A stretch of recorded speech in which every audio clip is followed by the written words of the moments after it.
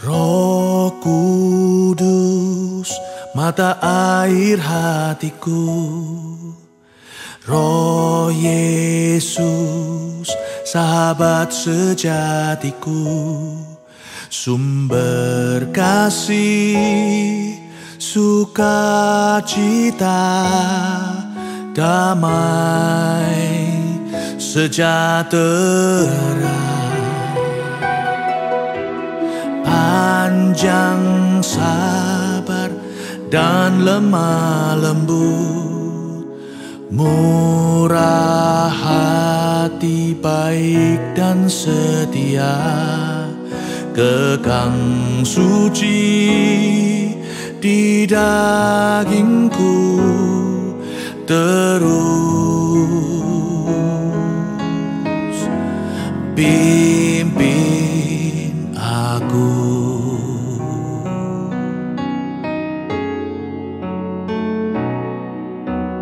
My best friend, Holy Spirit, Holy Spirit, my best friend.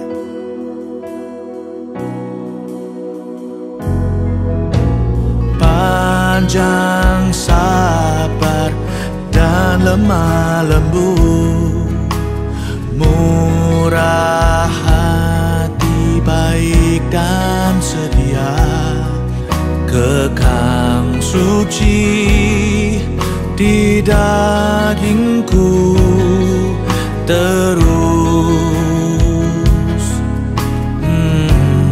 pimpin aku.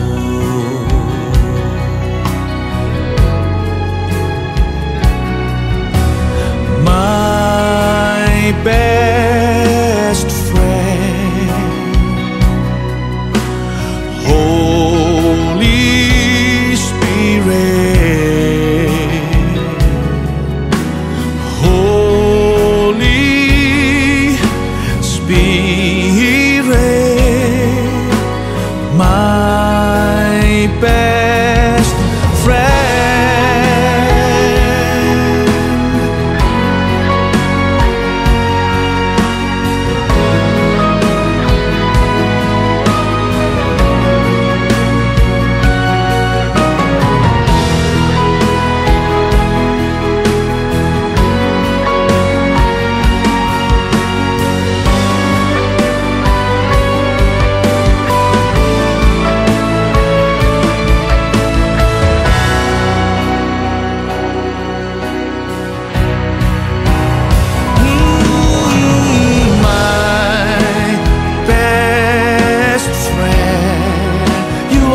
To me, Holy Spirit, Holy Spirit, my best friend, my best friend. Holy Spirit, Holy Spirit, my best friend. Holy Spirit,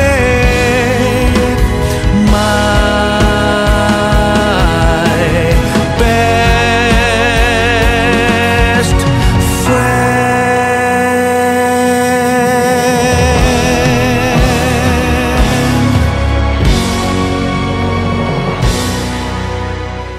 Oke, Shalom. Selamat pagi. Salam sejahtera dalam Tuhan Yesus Kristus. Kita berjumpa lagi dalam ibadah minggu di hari ini. Sebelum kita masuk kepada kebenaran firman Tuhan, mari kita berdoa sejenak. Bapa, di dalam nama Tuhan Yesus Kristus, kami bersyukur dan berterima kasih di hari ini. Kami boleh berkumpul walaupun secara online di rumah kami masing-masing. Kami percaya kebenaran-Mu memerdekakan kami, dan kami percaya hadirat Tuhan ada dalam setiap komunitas kami, dalam setiap rumah tangga kami, dimanapun kami berada. Berkati, sertai, dan penyertaan Tuhan, hadirat Tuhan nyata dalam kehidupan kami. Terima kasih Bapa, biarlah kebenaran-Mu di hari ini memerdekakan kami dan membangkitkan spirit kami lagi, membangkitkan roh kami untuk terus melangkah dan maju bersama dengan Engkau dalam masa-masa pandemi ini Tuhan. Di dalam nama Tuhan Yesus Kristus kami berdoa dan mengucap syukur. Haleluya. Amin. Baik, hari ini saya akan mencoba membahas sesuatu yang tidak berbicara mengenai bagaimana kita bisa terus setia dan taat.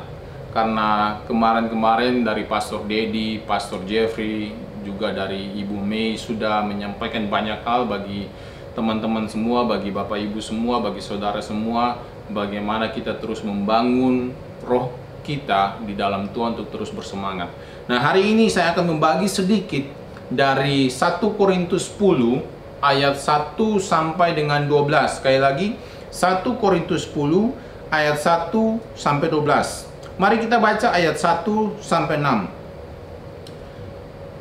Alkitab berkata, "Aku mau supaya kamu mengetahui saudara-saudara, bahwa nenek moyang kita semua berada di bawah perlindungan awan dan bahwa mereka semua telah melintasi laut. Untuk menjadi pengikut Musa, mereka semua telah dibaptis dalam awan dan dalam laut. Mereka semua makan makanan rohani yang sama, dan mereka semua minum minuman rohani yang sama, sebab mereka minum dari batu karang rohani yang mengikuti mereka. Dan batu karang itu ialah Kristus.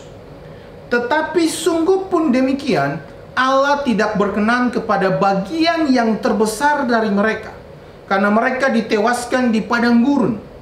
Semuanya ini telah terjadi sebagai contoh bagi kita, untuk memperingatkan kita supaya jangan kita menginginkan hal-hal yang jahat seperti yang mereka perbuat."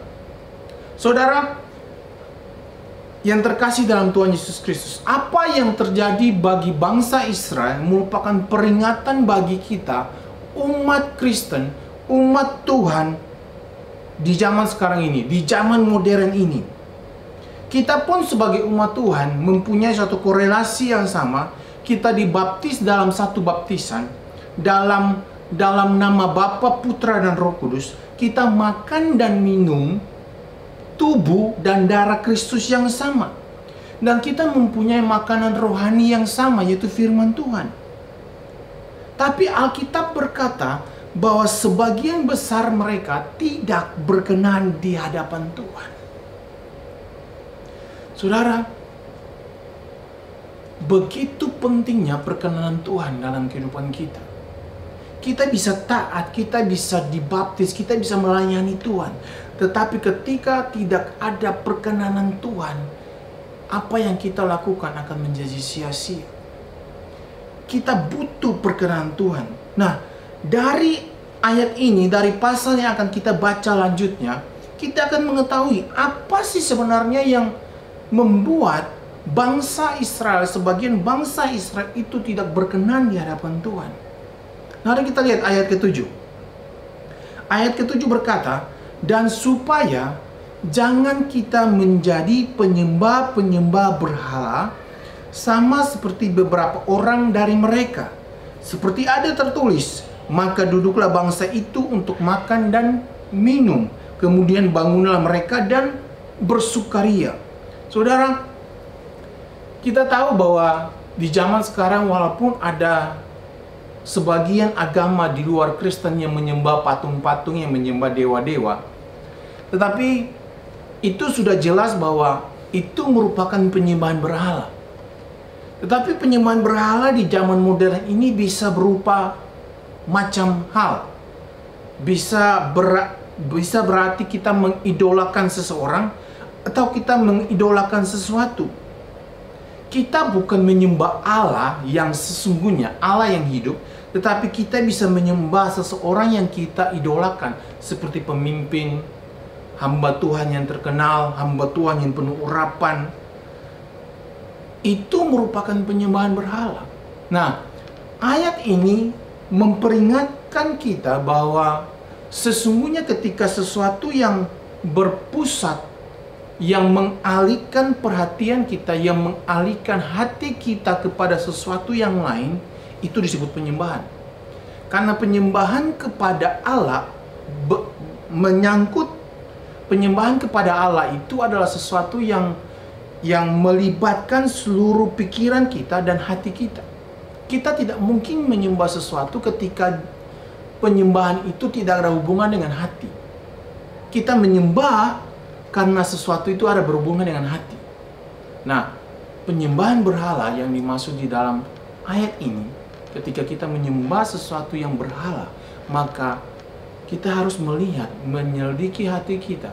Apakah hati kita sudah berfokus atau berpusat kepada seseorang atau kepada sesuatu itu?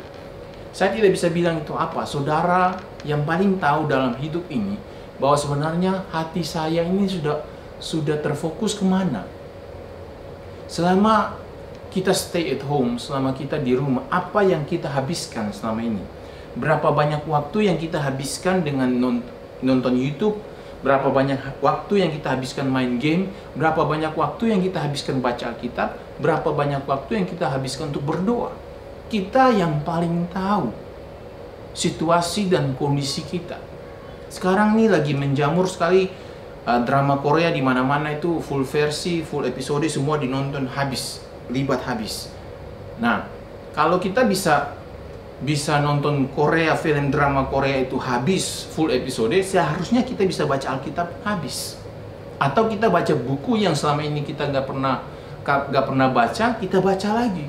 Nah, ini menjadi sesuatu yang harus kita perhatikan, karena ketika stay at home bukan berarti kita menjauh dari Tuhan. Stay at home bukan berarti kita meninggalkan semua apa yang kita lakukan selama ini. Nah, itu yang harus kita lihat, yang harus kita sadari hari-hari ini, saudara. Nah,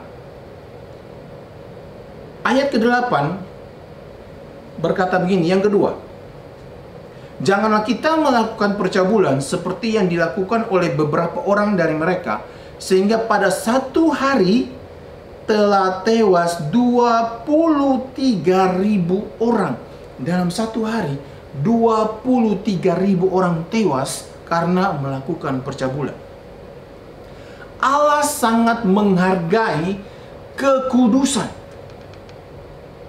sehingga segala sesuatu yang berhubungan dengan kekudusan Allah sangat menyenanginya. Saudara, dalam kitab Wahyu jika saudara baca, akan ada percabulan. Ada pelacur besar yang disebutkan di dalam Alkitab. Nah, orang yang melakukan percabulan, dia berdosa terhadap dirinya sendiri. Karena tidak ada orang yang lihat. Hanya dia yang melakukannya, dia yang tahu. Selidiki hati kita, saudara, percabulan itu bukan sesuatu yang kita suka gembar-gemborkan, yang kita sudah keceritain. Tetapi suatu percabulan itu, orang yang melakukan percabulan, dia akan terus menutupi percabulan itu. Dia tidak suka, artinya perbuatan ini tidak suka diceritakan. Dia akan menutupnya untuk dirinya sendiri. Dan Allah tidak menyenangi itu. Percabulan tidak disenangi Allah, karena itu sangat merusak kehidupan umat Tuhan. Dan ayat ke-9 yang ketiga, dan janganlah kita mencobai Tuhan seperti yang dilakukan oleh beberapa orang dari mereka, sehingga mereka mati di pagut ular. Nah, saudara, ini yang menarik dari ayat yang ke-9, kata mencobai Tuhan. Dalam versi bahasa Inggrisnya disebut sebagai test atau tempted, menguji Tuhan. Bayangkan, saudara, bagaimana kita sebagai ciptaan Tuhan menguji Tuhan. Kita mencobai Tuhan. Tetapi yang menarik adalah kita sering melakukan itu. kita sering menguji Tuhan dengan doa kita, dengan perkataan kita. Bayangkan, di dalam pandemi ini kita sering menguji Tuhan. Tuhan, saya percaya ketika Tuhan ada di pihakku, Tuhan adalah pembelaku, saya tidak akan sakit.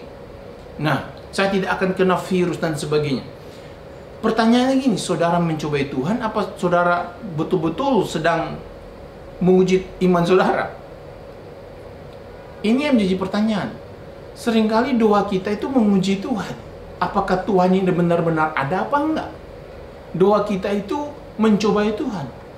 Tuhan, kalau Engkau benar-benar ada, bawa pasanganku di sampingku. Tuhan, kalau Engkau benar-benar ada, berkati pekerjaanku. Tuhan, kalau Engkau benar-benar ada, tunjukkan bahwa Engkau hadir. Nah, hal-hal yang seperti ini, hal-hal doa-doa yang seperti kayak gini, itu mencobai Tuhan. Kita nggak percaya Tuhan sebenarnya. Kita mengaku kita Kristen, kita mengaku kita anak Allah, tetapi dalam doa-doa yang kita lakukan, yang kita bicarakan, yang kita doakan, mencobai Tuhan. Sangat tidak masuk akal, saudara, ketika Tuhan memberikan akal, pikiran kepada kita, dan kita gunakan pengetahuan itu untuk mencobai keberadaan Tuhan, untuk mencobai bahwa Tuhan itu ada apa tidak. Sangat tidak masuk akal, dan ini sangat mendukakan hati Tuhan, menjadi sesuatu yang tidak berkenan di hadapan Tuhan. Dan yang terakhir 10, janganlah bersungut-sungut seperti yang dilakukan oleh beberapa orang dari mereka, sehingga mereka dibinasakan oleh malaikat maut. Saudara, Bapak Ibu ini kasih Tuhan, kenapa orang bersungut-sungut? Kenapa kita bersungut-sungut? Jawabannya karena keadaan yang terjadi dalam kehidupan kita itu tidak sesuai dengan apa yang kita harapkan, atau tidak sesuai dengan apa yang kita pikirkan. Seringkali dalam doa, dalam pekerjaan, dalam setiap tindakan kita, kita menjadikan Tuhan itu sebagai alat untuk memuluskan setiap rencana kita. Gak bisa.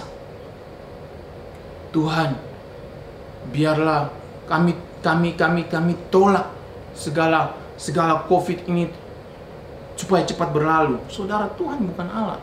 Ingat bahwa segala sesuatu yang terjadi itu mendatangkan kebaikan. Nah, kalau kita tahu bahwa COVID ini mendatangkan kebaikan bagi setiap orang yang percaya, setiap orang yang mengasihi Tuhan, kita harus bersabar dan kita harus bertekun di dalamnya. Kita harus minta petunjuk Tuhan, apa yang Tuhan inginkan dalam situasi ini untuk saya terus bertumbuh dan berbuah. Semua orang pasti menginginkan hal yang sama supaya COVID ini cepat berlalu, saudara. Tapi apakah di dalam pandemi ini saudara dan saya sudah menangkap pesan Tuhan di dalamnya? Apakah saudara dan saya sudah menangkap pesan Tuhan, kehendak Tuhan yang ingin Tuhan bicara selama kita stay di rumah? Atau kita banyak menghabiskan nonton sinetron, nonton YouTube, hal-hal yang menghabiskan banyak waktu. Nah ini, jangan bersungut-sungut. Orang bersungut-sungut sekarang karena pemutusan kerja, pekerjaan tidak lagi sama seperti dulu, pemasukan berkurang dan sebagainya. Orang bersungut di mana-mana. Aduh, COVID, gara-gara corona, gara-gara COVID. Semua orang bersungut. Tapi apakah kita menjadi serupa dengan dunia ini? Kita ikut bersungut? Ataukah kita malah bersyukur dalam segala hal? Pertanyaannya itu. Apakah kita bersyukur dalam segala hal? Susah? Susah. Bagaimana seorang yang di PHK, diberhentikan dalam pekerjaan, dia bisa bilang, bersyukur Tuhan, berterima kasih saya di PHK? Nggak mungkin dan sulit. Tapi kebenarannya kita harus mempraktikkan firman Tuhan. Karena ini baru awal dari apa yang akan terus tergenapi. Sesuai dengan kebenaran firman Tuhan, dunia akan semakin hari semakin jahat.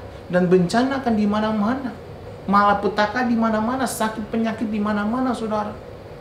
Ini menjadi menjadi bagian dari kita untuk kita exercise diri kita. Kita tidak lagi melakukan pelayanan seperti biasa, tetapi apa yang kita dilakukan di rumah nanti akan menentukan apa yang kita kerjakan setelah pandemi ini selesai. Ingat itu baik. Apa yang kita lakukan di rumah pada saat ini akan menentukan apa yang akan kita lakukan setelah pandemi ini selesai. Ketika rohmu turun, drop pada masa pandemi ini, nanti pasti saya yakin bahwa nanti setelah pandemi ini selesai, saudara akan susah untuk catch up. Saudara akan susah untuk bisa berlari lagi, untuk bisa bersama-sama lagi, berlari lagi untuk menggenapi kegenapan firman Tuhan, panggilan Tuhan dalam kehidupan kita. Karena ini masa-masa sulit, saudara. Masa-masa sulit. Semua orang mengalami kesulitan yang sama. Kesulitan sama, saya alami, saudara alami. Semuanya sama, tidak ada yang berubah. Tetapi respon kita menentukan hasil kita. Respon kita menentukan reaksi kita. Tidak ada yang bisa merubah dalam sekejap respon saudara. Nah,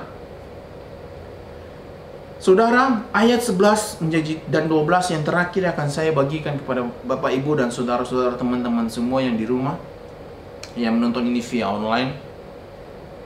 Semuanya ini telah menimpa mereka sebagai contoh dan dituliskan untuk menjadi peringatan bagi kita yang hidup pada waktu di mana zaman akhir telah tiba. Saya baca sekali lagi.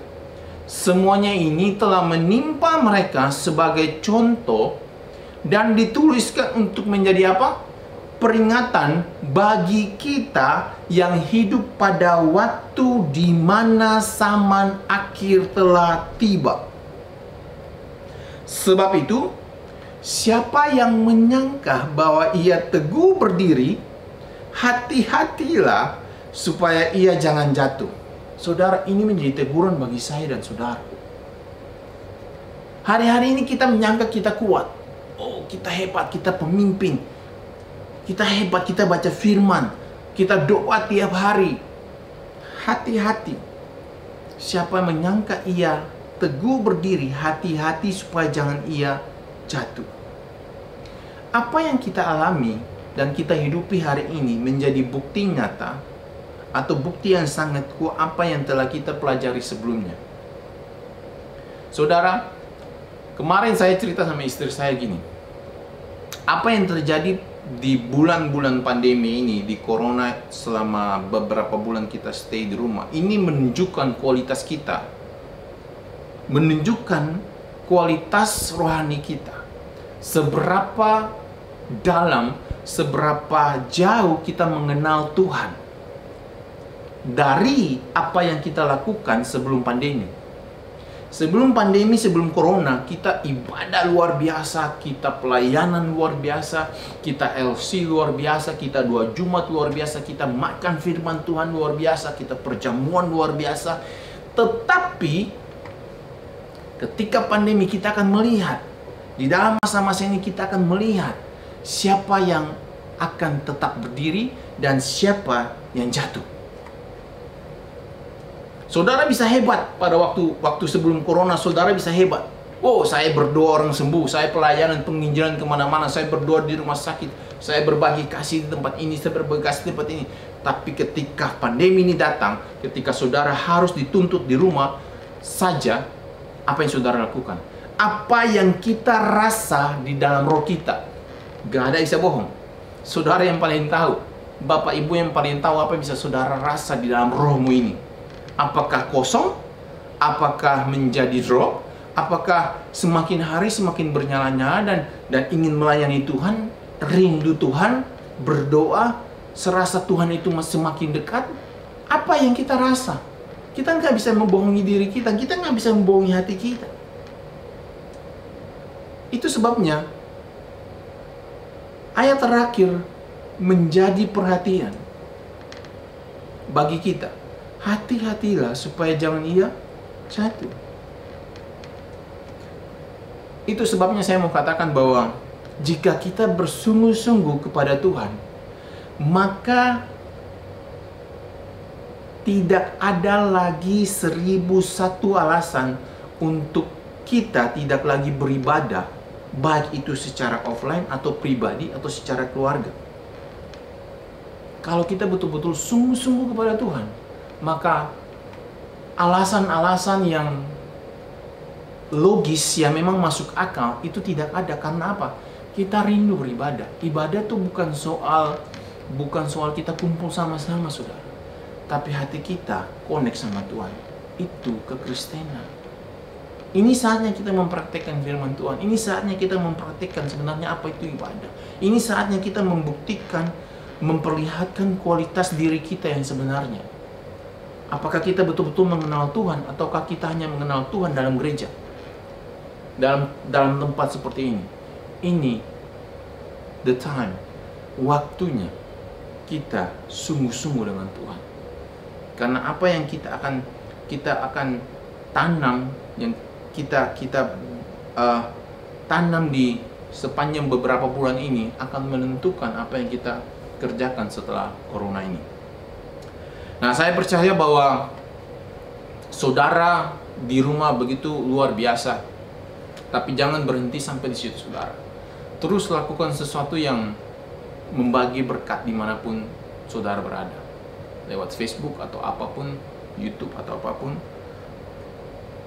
Selalu connect sama komunitas, itu yang paling penting, karena tidak ada seorang pun yang bisa berjalan sendiri tanpa Tuhan dan saudara atau orang lain. Tidak ada seorang pun bisa berjalan sendiri. Ingat itu baik-baik. Kita butuh orang lain untuk mengangkat kita. Kita butuh orang lain untuk menggendong kita. Apalagi kita butuh Tuhan untuk terus menguatkan kita, untuk terus berjalan dalam setiap tantangan, setiap halangan, setiap masalah yang akan terjadi di depan. Tuhan berkati, dan mari kita berdoa. Terima kasih ya Bapa, biarlah kebenaran firman-Mu di pagi hari ini, di siang hari ini, betul-betul memerdekakan kami, mengingatkan kami, dan memperingati kami untuk selalu lebih bersungguh-sungguh lagi. Dan kami tidak sombong dengan setiap kedewasaan rohani kami, dengan setiap tingkatan rohani kami, Tuhan. Biarlah kami selalu semakin rendah hati dan melayani satu dengan yang lain. Kami terus berdoa bagi bangsa dan negara kami, buat pemerintahan kami dari pusat sampai ke daerah. Untuk setiap tenaga medis, dokter, perawat, semuanya Engkau berkati, Engkau sertai, Engkau berikan kekuatan yang supranatural bagi mereka untuk mengerjakan dan melakukan setiap tugas dan tanggung jawab mereka dengan baik. Kau berikan kekuatan bagi mereka dan memberkati setiap keluarga mereka, Tuhan. Dan terutama untuk setiap jemaat Krom, Engkau berkati mereka. Kau berikan hikmat, marifat, kreativitas untuk melakukan segala sesuatu pekerjaan-pekerjaan Tuhan dalam kehidupan ini. Terima kasih Bapa di sorga, terima kasih Roh Kudus. Di dalam nama Tuhan Yesus Kristus, biarlah berkat Abraham, Ishak, dan Israel selalu menyertai kehidupan kami, dimanapun kami berada, dan jadi warisan dalam kehidupan kami. Haleluya, haleluya, amin. Tuhan berkati, selamat hari Minggu, Shalom.